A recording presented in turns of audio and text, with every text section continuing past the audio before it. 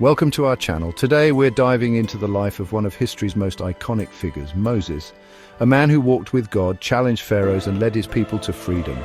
Moses' journey is a tapestry woven from threads of destiny, faith and perseverance. Stick around to learn some incredible facts you might not have known about this remarkable figure. The story of Moses begins in Egypt, a land where pharaohs ruled with absolute power. Born to Hebrew parents enslaved by the Egyptians, Moses' life was in danger from the moment he drew his first breath. Pharaoh had decreed that all Hebrew baby boys should be cast into the Nile to control their growing population. Imagine the heart-wrenching decision Moses' mother faced. Desperate to save her child, she wove a basket of bulrushes, sealing it with pitch to make it watertight. Inside this fragile vessel, she placed her infant son, setting him adrift on the Nile's currents, a tiny ark carrying the hopes of a people. Little did she know, fate had a plan. The basket, guided by an unseen hand, floated to the very heart of the Egyptian empire, where it was discovered by Pharaoh's daughter during a leisurely stroll along the riverbank. The princess, moved by the baby's cries, recognized him as one of the Hebrew children. Perhaps she saw a spark of something special in his eyes, a glimmer of destiny. Whatever the reason, she defied her father's decree and decided to adopt the child as her own.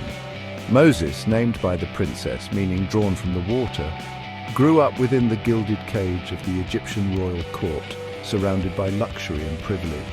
Yet he never forgot his true heritage. The whispers of his past, the stories of his people's suffering, remained alive in his heart. Years passed, and Moses, now a man, found himself drawn to the plight of his fellow Hebrews, who continued to endure the brutal realities of slavery. One fateful day, while tending his flock in the wilderness near Mount Horeb, he had an encounter that would change the course of history. Picture this. A lone figure amidst the vast desert landscape, the sun beating down on the parched earth. Suddenly, a bush bursts into flames, its branches consumed by fire, yet remaining unconsumed. As Moses approached this strange sight, a voice boomed out from the heart of the flames, a voice that shook him to his core. It was the voice of God revealing himself to Moses for the first time. God spoke of the suffering of the Israelites and declared that Moses was chosen to be their deliverer, to lead them out of bondage and into a land promised to their ancestors, a land flowing with milk and honey. Moses, overwhelmed by the enormity of this task, initially hesitated. He questioned his own abilities, his own worthiness to be God's instrument, but God reassured him, promising to be with him every step of the way, to guide him and give him the strength to face the challenges ahead. This encounter, forever etched in religious history as the burning bush, marked a turning point in Moses' life. It was a call to action, a summons to embrace his destiny as a prophet, a leader, a liberator. Armed with God's unwavering support, Moses confronted Pharaoh, demanding the release of his people. Imagine standing before the most powerful man in the world, a ruler considered a living God, and demanding he free his slaves. That was the challenge Moses faced. Pharaoh, blinded by pride and arrogance, refused to acknowledge the God of the Israelites and scoffed at Moses' demands. He couldn't fathom releasing his vast workforce, the backbone of Egypt's prosperity. In response to Pharaoh's defiance, God unleashed a series of devastating plagues upon Egypt, each one a testament to his power and a consequence of Pharaoh's stubborn heart. The Nile, the lifeblood of Egypt, turned to blood. Hordes of frogs swarmed the land, infiltrating their homes and beds. Gnats and flies filled the air, a buzzing plague tormenting man and beast alike. Livestock died, crops withered, and painful boils covered the bodies of the Egyptians. Still, Pharaoh's heart remained hardened. He refused to let the Israelites go. The plagues escalated in intensity, culminating in the 10th and most devastating plague, the death of the firstborn.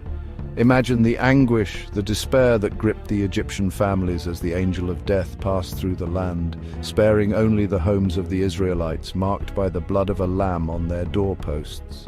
The death of his own firstborn son finally broke Pharaoh's resolve. Overwhelmed with grief and humbled by the undeniable power of the God of Israel, he finally relented, allowing the Israelites to depart from Egypt. With a newfound freedom singing in their hearts, the Israelites, led by Moses, began their exodus from Egypt. Imagine the sight. Hundreds of thousands of people, freed from generations of slavery, marching towards an uncertain future, their hopes pinned on a God they were just beginning to understand. Their journey was fraught with danger. Pharaoh, his grief giving way to renewed fury, had a change of heart and, gathering his chariots and soldiers, set out in pursuit of the fleeing Israelites. Trapped between the advancing Egyptian army and the Red Sea, the Israelites despaired. Fear gripped their hearts. Had their newfound freedom been nothing more than a cruel illusion? But Moses, his faith unwavering, raised his staff over the churning waters, and then the impossible happened. The sea obeyed, parting to create a dry path, a wall of water on either side, allowing the Israelites to walk through on dry ground. Imagine the scene, the Israelites, awestruck, walking through the seabed as if on solid ground, the walls of water towering above them, a testament to the awesome power of their God.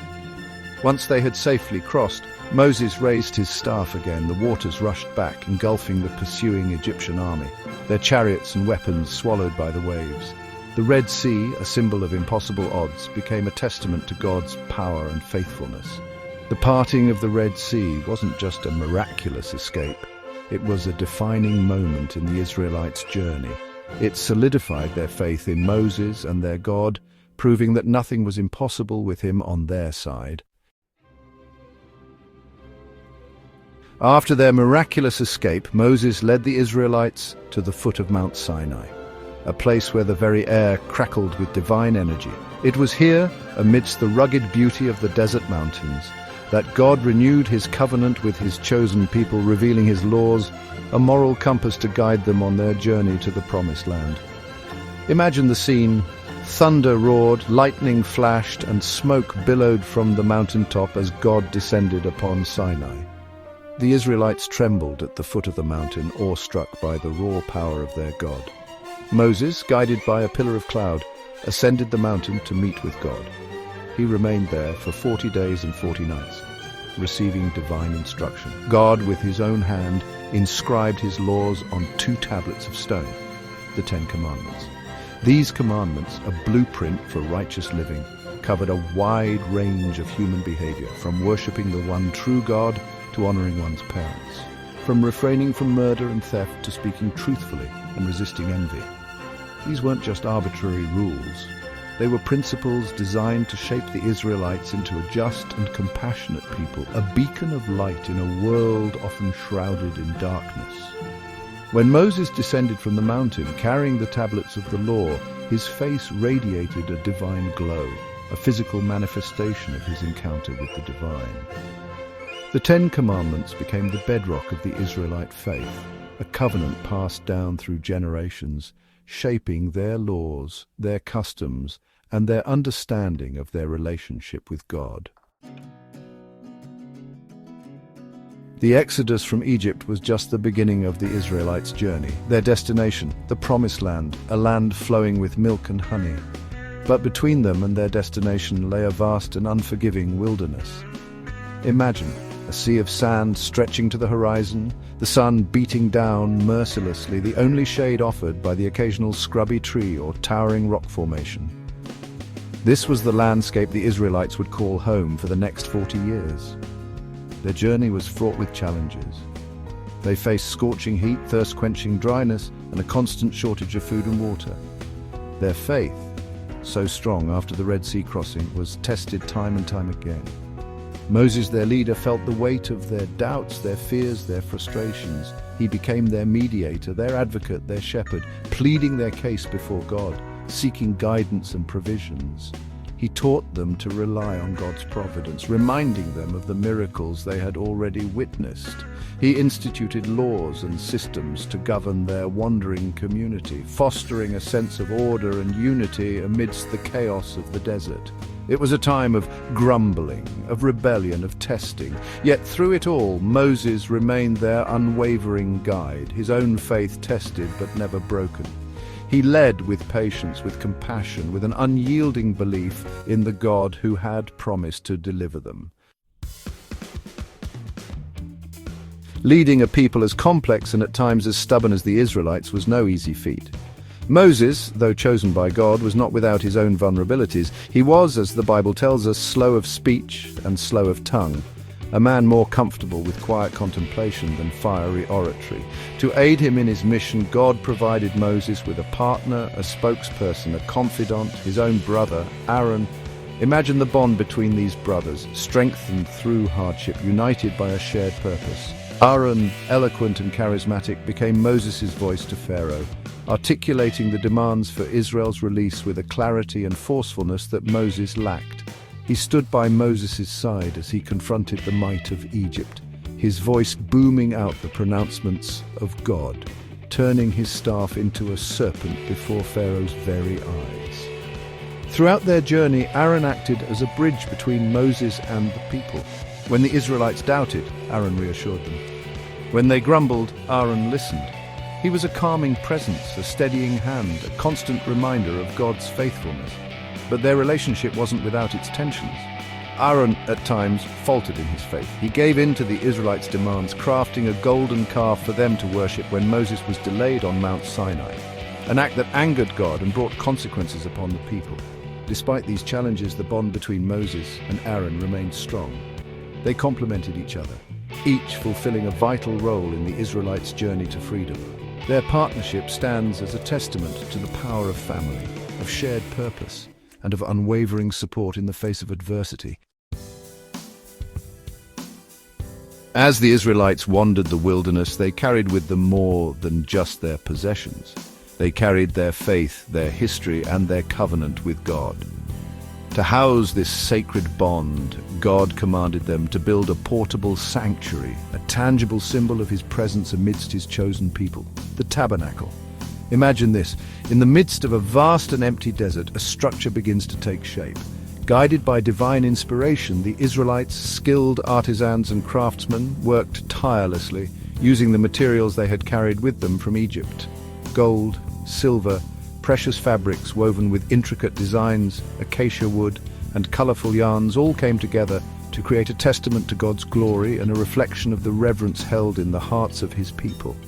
The tabernacle, with its courtyard, altar, and inner sanctuary, the Holy of Holies, where the Ark of the Covenant resided, became the center of their religious life. It was a place of sacrifice, of worship, of communion with God.